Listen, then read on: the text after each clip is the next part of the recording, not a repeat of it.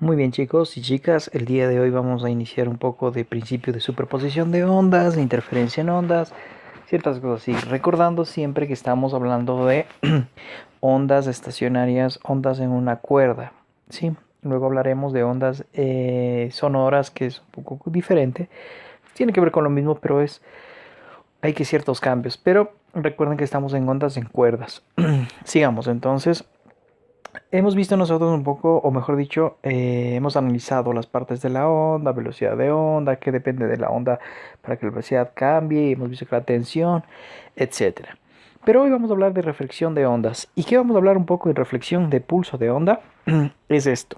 Imaginen que yo tengo una cuerda tensionada, pero sujeta en dos cosas diferentes, es decir, en un punto fijo y en un punto que se mueve, es decir, en un anillo. Por ejemplo, la cuerda está sujeta en un anillo, en una varilla, y ese anillo sube y baja, sube y baja. Esto es un punto extremo libre, se lo llama. ¿Qué pasa entonces cuando está sujeta en un punto fijo? ¿Qué pasa aquí? Lo que hacemos es nosotros damos un impulso, esa onda viaja de un lugar a otro, de toda la cuerda, y lo que hace es, ella lo que va de un lugar a otro, lo que hace es llegar hacia el extremo que está fijo, que está sujeto, la cuerda del extremo fijo, rebota, como se puede ver aquí, ¿sí? Llega hasta este punto, viaja, rebota, ejerce una fuerza sobre la pared, ¿sí? Y la pared ejerce una reacción hacia la cuerda y la cuerda regresa por el lado contrario, es decir, regresa con una onda invertida y esto se le llama el impulso incidente, la onda que llega, y el impulso reflejado o reflejado, mejor dicho, que es invertido. Siempre y cuando tengamos un punto fijo, es decir, que la cuerda esté sujeta en un punto fijo al otro lado. Yo doy el impulso, es decir, emito una onda, boto una onda, por decirlo así. La onda esta viaja, choca contra la pared y regresa, pero por el lado contrario, es decir, por abajo. Sí, esto es importante para después entender los nodos y todo esto que vimos en laboratorio, o que veremos, mejor dicho, en laboratorio. Muy bien, sigamos entonces. La onda reflejada, cuando tenemos un extremo libre, lo que hace es incidir con el extremo reflejado y lo que quiero que vean es cómo le sube a ese anillo, esa cosa, lo que seamos, que es el extremo libre, lo sube conforme la onda tenga el movimiento, ¿sí? Entonces, lo que hace es que esa varilla hace que regrese la onda cuando cae otra vez este anillo. La onda retorna o regresa por la cuerda, pero con la misma, eh, eh, ¿cómo se podría decir? Con el mismo movimiento hacia arriba, si lo ven. Entonces quiero que vean esta onda. Tiene el mismo patrón, ¿sí? Lo que no pasaba con el punto fijo. Como ven, regresa invertido el patrón. Aquí regresamos con el mismo patrón, ¿sí? Esto es un poco, y quiero entrar un poquito con esto para entender por lo que viene. Entonces, ¿qué es esto? Es reflexión de un pulso de onda. Hay dos clases de reflexión. Cuando hay un punto fijo y cuando hay un punto libre. Cuando el punto fijo retorna con un patrón diferente, es decir, por abajo, con un patrón invertido. Pero en un punto libre lo que hace es que como el punto libre se mueve, ¿sí? La onda cuando es emitida en la retorna por el mismo patrón, con el mismo patrón pero con dirección opuesta. Muy bien, sigamos. Entonces, ¿qué tenemos que ver en superposición de ondas? Aquí vamos a ver un concepto importante. Dice, cuando dos o más trenes de ondas existen simultáneamente en el mismo medio, cada una recorre el medio como si la otra no estuviera presente. Entonces, si bien vimos antes que nosotros teníamos un patrón de onda cuando emitíamos un impulso de onda, es decir, solo una onda, y esta onda viajaba a lo largo de la cuerda, chocaba contra la pared o el punto fijo o el punto libre y regresaba. Pero ¿qué pasa cuando yo emito muchos pulsos de onda? Es decir, muto una onda tras otra, una onda tras otra. ¿Qué pasa? Es lo que dice, cuando dos o más trenes de ondas, es decir, que hago esto. Emito una onda, pero ya, perdón, a ver, emito una onda tras otra. Si bien antes, si bien antes teníamos esto, una onda viajando de un lugar a otro. Ahora lo que nos dice es que tenemos esto, una onda tras otra tras otra. ¿Qué pasa con este punto fijo? ¿Regresará? ¿Cómo regresará? Entonces dice que regresa, que sigue su movimiento como que si las otras no estuvieran presentes. Entonces eso es lo que tenemos que analizar ahora. Y es el principio para la superposición de ondas. ¿Cuál es otro principio de superposición de ondas? Dice cuando dos o más ondas existen simultáneamente en el mismo medio. El desplazamiento resultante de cualquier punto o en cualquier instante es la suma algebraica de los desplazamientos de onda. Entonces tenemos que analizar esto. Esto quiero que quede importantísimo. Cuando dos o más puntos, dos o más ondas existen simultáneamente, es decir, esto simultáneamente en el mismo medio, el desplazamiento resultante de en cualquier punto y en cualquier instante es la suma algebraica del desplazamiento. Entonces, este es el principio para una superposición de ondas. Para entenderlo más, se conoce como interferencia. Por ejemplo, lo que dice es, ¿se acuerdan cuando decíamos del punto fijo o el punto móvil? Imaginemos que ahora tenemos el punto móvil. Y el punto móvil lo que hace es, si yo emito una onda y por la misma onda ya está regresando otra, por la misma cuerda, por el mismo medio ya está regresando otra. ¿Sí? ¿Qué pasa? Se van uniendo, se van uniendo, se van uniendo y se unen. Muy grande. Si no tuviéramos la onda, se ven los colores abajo en celeste y en rojito, en fucsia, se ve los colores de la onda, como fuera la onda cada una. Pero como es una onda interferida, es decir, dos ondas ahí, se dice que es la suma algebraica y después pasan y se van. Sí, la suma algebraica. Ya vamos a entender esto un poquito más adelante para que se entienda qué es la suma algebraica. Asimismo, cuando yo te emito una onda y está regresando el lado contrario, lo que hacemos, regresamos, ¿sí ven? Y aquí se juntan las ondas. ¿Qué pasa entonces aquí? Si ven que la cuerda se hace más chiquita de lo que debería ser esta y esta, la cuerda se hace más chiquita la onda, hasta que después pasa y ya sigue su camino. Esto es una suma algebraica también, solo que hay que restar. Ya vamos a ver que hay que restar. Esto quiero que quede súper importante. Vamos repitiendo de nuevo. Si yo tengo ondas, una onda que está en el mismo tren, ¿sí ven? Pero de sentido opuesto, lo que hacen es sumarse. Se hace más grande. Cuando dos ondas están en sentido opuesto, pero en el mismo tren, en el mismo medio, se restan. Es decir, la resultante es más pequeña. ¿Sí? Para entender un poco mejor, aquí he puesto este gráfico. ¿Cómo es la suma algebraica? Lo que entenderemos es esto muy fácilmente. Imaginen ustedes que yo tengo un medio. Voy a hacerle un poquito mejor, un medio aquí. Imaginemos que este era mi equilibrio, ¿sí? Entonces, voy a imaginar la cuerda en azul oscuro es la resultante, no la pierdan de vista, ¿sí? Entonces, la primera onda es la entrecortada y la segunda onda es la otra de acá. La pregunta es, ¿las dos tienen amplitudes diferentes? Sí. La amplitud de la una, de la entrecortada, es más pequeña que la amplitud de la otra.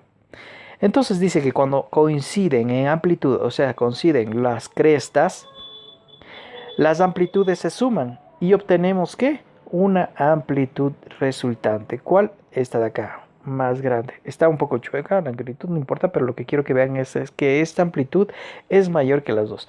¿De dónde viene? De la suma de las dos amplitudes, es decir, de esta amplitud y de esta amplitud. Pongamos que la de entrecortada es 1 y la otra es 3. 3 más 1, 4. La amplitud total será 4. ¿Sí? 4 centímetros, etc. Cuando coincidan. Pero cuando coincidan con, mejor dicho, cuando coincidan en el paso, como vimos en el primer camino, en este que aquí, cuando coincidan las crestas. ¿Sí? Pero cuando coincida cresta con valle, o sea, este caso de acá, ¿qué pasa?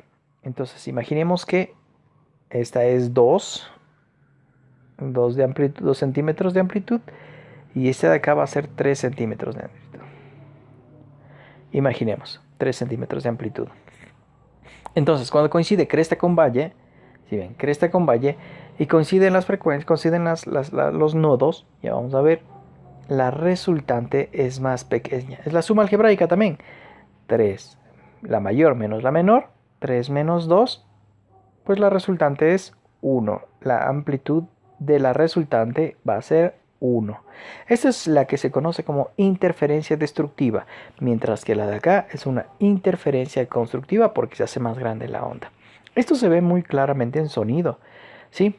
podríamos hablar, por ejemplo, de cuando, no sé si ustedes han visto o alguien ha cantado en la ducha, no sé, donde canten ustedes, y ponen una canción y llegan justo al tono de la canción. Hasta parece que solo, o mejor dicho, que no está cantando nadie. Si quieren harán la prueba. Es decir, yo estoy cantando una canción y llegan al mismo tono de la canción en ciertas partes de la canción y parece que se apaga la canción, o sea, parece que no suena nada. Entonces en su interior parece que solo están cantando ustedes. Eso es una interferencia también, ¿sí? Pero aquí estamos hablando en ondas en una cuerda. Muy bien, sigamos. Para entender esto, entonces yo he puesto este ejemplo de interferencias y toda la cosa para entender un poco más de interferencias. Como podemos ver, nosotros ya hemos hablado de una sola onda que puede viajar y regresar. Pero ¿qué pasa cuando yo hago muchos impulsos? Es decir, un impulso tras otro y regresa por acá otro y regresa por acá otro y etcétera. Entonces pasa esto. Como vemos aquí, tenemos nosotros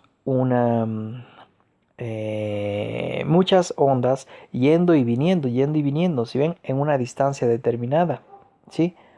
Entonces, ¿qué significa este gráfico? Quiero que vean ustedes, se centren en las flechas de la primera, de esta de aquí. Cuando están yendo para unirse, yendo y viniendo, las ondas, o sea, van a muchos impulsos, pero van y vienen, van y vienen, van y vienen, van y vienen. Llega en cierto punto que vemos aquí que coinciden. Una que va, una que viene. Las interferencias se hacen muy evidentes y en cierto modo se hace un nodo, que vamos a ver, esto es un nodo, una semionda, un nodo y un antinodo. Se forman claramente como veremos en laboratorio. ¿Sí? Es decir, hemos llegado a una distancia, si bien a una distancia determinada que nos genere estos este patrón bonito, por decirlo así, de ondas, ¿sí? O a una frecuencia determinada, como ven, es en función del periodo, que es el inverso de la frecuencia, a una frecuencia determinada donde me genere este patrón. ¿De qué depende entonces esta frecuencia? Depende mucho de pues el oscilador y también de qué depende de que se genere este patrón, de la frecuencia y de la longitud de la cuerda, ¿sí? Porque si yo doy una longitud más pequeña, pues se me daña el patrón y se me queda, por ejemplo, como esta.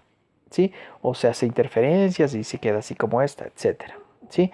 Entonces, en ciertos puntos, en ciertas frecuencias, en ciertos periodos, yo puedo generar este patrón de movimiento, este patrón de ondas, que no son ondas enteras. Recuerden que la fucsia es una onda, o sea, es decir, como están viniendo, pero como están yendo, es la celeste. Entonces son dos trenes de ondas ahí, o más trenes de ondas yendo y viniendo. Entonces recuerden que no puedo llamar onda a una sola, porque es el conjunto de dos, de las que van y de las que vienen. Entonces una onda sería, ya vamos a explicar mejor acá adelante. Muy bien, entonces para explicar un poco de este patrón que se forma, nosotros podemos decir que el nodo es justo donde inicia esta semionda. Antinodo arriba y nodo otra vez donde se inicia la otra semionda. Por ende, yo tengo dos semiondas y las llamo semiondas porque no son ondas completas. ¿Qué es una onda completa? Entonces es esto hasta acá. Esto sí es una onda completa, ¿sí? Pero mientras que solo esto es una semionda, porque recuerden que era un patrón de ida y un patrón de regreso. Entonces no puedo hablar de que esta es una onda, sino es una semionda, es una parte de una onda entera, ¿sí? Ahí están los antinodos y nodos. Entonces aquí tenemos una media longitud de onda, lógico, porque, voy a ponerlo así, si yo tengo de aquí, recordemos que longitud de onda era de cresta a cresta, ¿esta será mi longitud de onda? Pues no, esta no es mi longitud de onda. ¿Por qué? Porque no es una onda completa, es una semionda, de una semionda a otra semionda. Por ende, entonces vamos a ver que una onda completa sería esto. Y de aquí a acá sería mi longitud de onda. ¿Sí? Como tengo la mitad, hasta aquí, la mitad, entonces se llama media longitud de onda, cuando yo tengo este patrón. ¿Sí? Cuando tengo una longitud de onda completa. Sí, que sería, si yo recorro esta distancia, quiero que vean esto, si recorro esta distancia de aquí hasta acá, es la misma distancia de mi longitud de onda. Por ende se considera que esta es una longitud de onda completa. Esta una longitud de onda y media y esta dos longitudes de onda. Y así sucesivamente. Esto se da entonces para entenderlo más claramente. Como les decía, puede darse en la misma longitud con diferentes frecuencias o en la misma longitud, digamos, o en diferentes longitudes con la misma frecuencia. ¿Qué quiere decir esto? Por ejemplo, vamos a las cuerdas de la guitarra. Las cuerdas de la guitarra son la misma longitud de la cuerda de la guitarra. Imaginen que esto es las cuerdas de la guitarra, pero cada una con frecuencias diferentes. ¿Sí? ¿A qué depende? Ya veremos. Entonces aquí hemos visto este patrón que se le llama frecuencias características. Como habíamos dicho, esta es la longitud de onda, sería la L es un medio de longitud de onda. En este de acá sería 2 medios de longitud de onda, o sea, una onda completa. Y en una longitud de onda, 3 medios de longitud de onda, 4 medios de longitud de onda. ¿Sí? Como ven, se va repitiendo este patrón. Si voy despejando la longitud de onda, me va quedando esto. ¿Sí ven? Aquí hemos dicho media longitud de onda, 2 medios de longitud de onda, 3 medios de longitud de onda, 4 medios de longitud de onda. Y acá, despejando la longitud de onda, me queda 2L sobre 1, 2L sobre 2, 2L sobre 3, 2L sobre 4. Que es este 2, 3 y 4 de acá. Como ven, me quedan las longitudes de onda son igual a 2L sobre 1, 2L sobre 2, etc. 2L sobre 1, 2L sobre 2, 2L sobre 3, 2L sobre 4 y así. Entonces yo lo puedo poner de manera general 2L sobre N, donde N es igual a 1, 2, 3. Este es en ondas completas, en ondas en cuerdas. ¿Sí? ¿De qué dependía entonces la frecuencia? Y de las cosas estas, el patrón de estas frecuencias características, pues de la longitud, pero como ahorita estamos manteniendo longitud completa, de la frecuencia, como veremos acá. Y por eso lo llamamos nosotros la frecuencia fundamental, el segundo armónico o primer sobretono, el tercer armónico o segundo sobretono, el cuarto armónico o tercer sobretono. ¿Sí? Sigamos. Entonces, ya cuando yo tengo, recordemos esta ecuación, que es lambda es igual a 2L sobre N, lambda es igual a 2L sobre N, yo puedo decir que mi velocidad es igual a frecuencia por lambda y puedo despejar mi frecuencia. ¿Qué quedaría? Velocidad por lambda, donde lambda es igual a 2L sobre N. Pues me quedaría, perdón, acá voy a poner velocidad es igual a, me quedaría frecuencia es igual a velocidad sobre lambda, donde lambda es esto, 2L sobre N, y por eso yo pongo aquí 2L sobre N, 2L sobre N, como la N está abajo, sube, y me queda frecuencia es igual a N por B sobre 2L, donde N ya habíamos visto que es el primer, segundo, tercer, etc. ¿Sí? Como yo estoy en cuerdas, puedo decir que la velocidad es frecuencia, es fuerza o tensión sobre la raíz de la tensión sobre la densidad lineal. Entonces quiero que vean algo importante aquí. Esta es mi ecuación general para frecuencias, para cada uno de los sobretonos.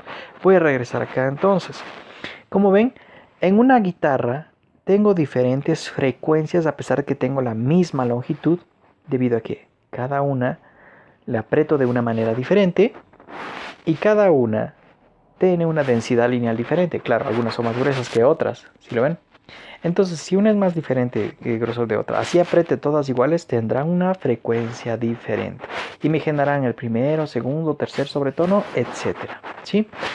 Después tenemos que hablar de cómo esas frecuencias caen en lo sonoro y pueden transmitirse de un medio a otro. ¿Sí? Pero pronto quiero que vean que cada una de estas tiene una frecuencia característica. ¿Sí? Y pueden ser más, ¿no? Pero dependen en cuerdas sobre todo de la tensión y de la densidad de la lineal de la cuerda. ¿Sí? Muy bien. Aquí he hecho un ejercicio, rapidito. Una cuerda de acero para piano de 50 centímetros de longitud tiene una masa de 3.05 gramos y se encuentra bajo una tensión de 400 newtons. cuáles son las frecuencias de su modo fundamental de vibración y de los primeros dos sobretonos. Entonces dice, una cuerda de piano de 50 centímetros de longitud tiene una masa de 3.5. ¿Para qué me da esto? Dice que los 50 tienen esa masa. Entonces ya puedo sacar la densidad lineal. Como ven aquí, densidad lineal. Que era masa sobre longitud. ¿Masa cuál? Pues 3.05 gramos transformado a kilogramos y 50 centímetros transformados a metros. Una densidad lineal de 6.1 por 10 a la 3 kilogramos por metro. Luego dice que tienen una tensión de 400 newtons. Ya tengo mi tensión, tengo mi densidad lineal. Calcular las frecuencias fundamentales y los primeros sobretonos. Frecuencia fundamental ya teníamos, voy a regresar a la ecuación. N sobre 2L raíz de F sobre mu. N, pues fundamental, 1. Y suplanto todo. Pongo mi ecuación y me queda 266 Hz. Así mismo hago con las otras. En vez de poner 1, pongo 2, pongo 3, etc. Y me salen estas frecuencias. 512 y 768 Hz. ¿Sí? Entonces, como ven, no es muy difícil. Cualquier cosa, estamos en la hora de problemas y planteamientos de problemas. Cualquier cosa me preguntan ahí. Un saludo, chicos. Cuídense.